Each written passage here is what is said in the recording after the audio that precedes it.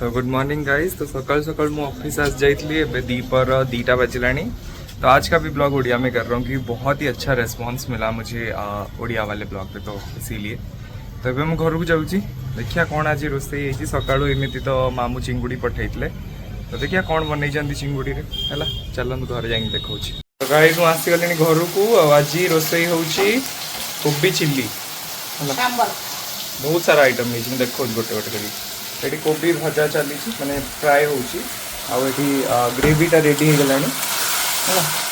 Capsicum टमाटर आउ पियाज पड़ी आउे कोबी फ्राए चलती। एपटे है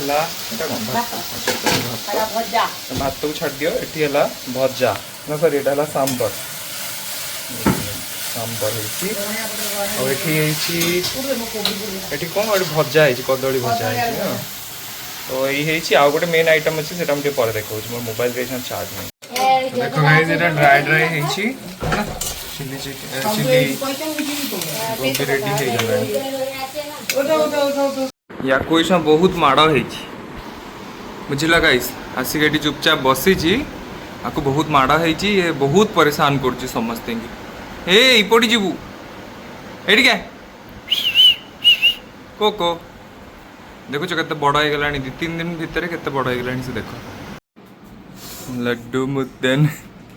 तो कहीं ये ट्रेंड रे चलुची गोटे कौन माने पंखार हाथ दे गोटे बाबा समस्त ठीक कर दौरान सेमती आम मैक्सो को ठीक कराऊँ। मैक्सो मुंडा टे खराब हो परिबा पत्र खाई पकाऊँ गाई भाया से मैक्सो तो मुंडा ठीक है तो मैक्सो रे। तो गाइस याको ये रूम रे बंद रखा होता जेहेतु ये बहुत हैरान करता समस्त की।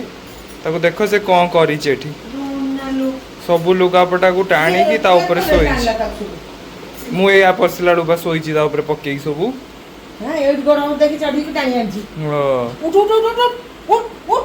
तो गाइस यही है मोर आज लंच जोटा मुझे कहती देखेबी बोलिकी।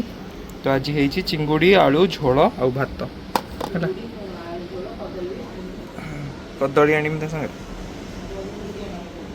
तो गाइस देखो तो देखो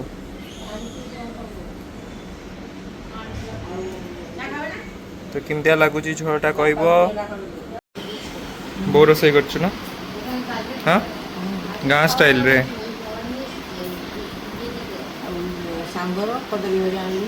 ना मु खाली चिंगुड़ी खाई मु कहीं सांबर कदली भजा आनी।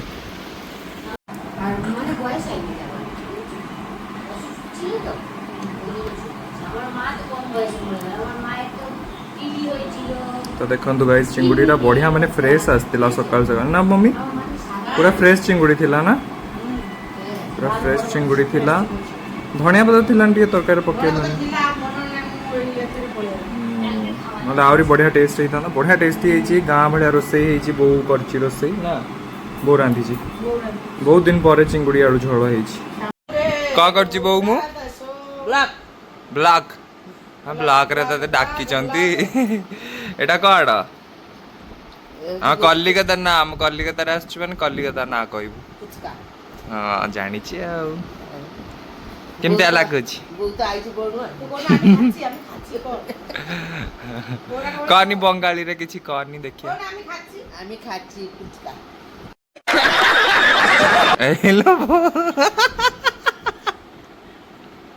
एटा हला मो आज रातिर डिनर चिकन स्ट्रिप्स हला सॉरी पुठू ना बहुत सारा चिकन पकोड़ा है कृषुर भौणी नहीं आसी।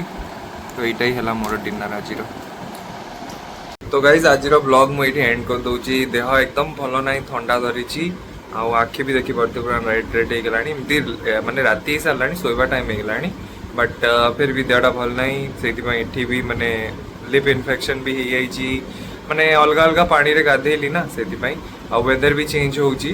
तो मुझे जल्दी जल्दी ठीक है जाए ताले दुर्गा पूजार भी ब्लॉग आसीबो। कमेंट सेक्शन रे कहतु ओडिया रे भल लगुच कि नहीं ब्लॉग गुड़ा ताले कंटिन्यूअसली ओडिया रे ही ब्लॉग आसीबो ठीक अच्छे। तो चलो कल मिलते हैं एक नए ब्लॉग।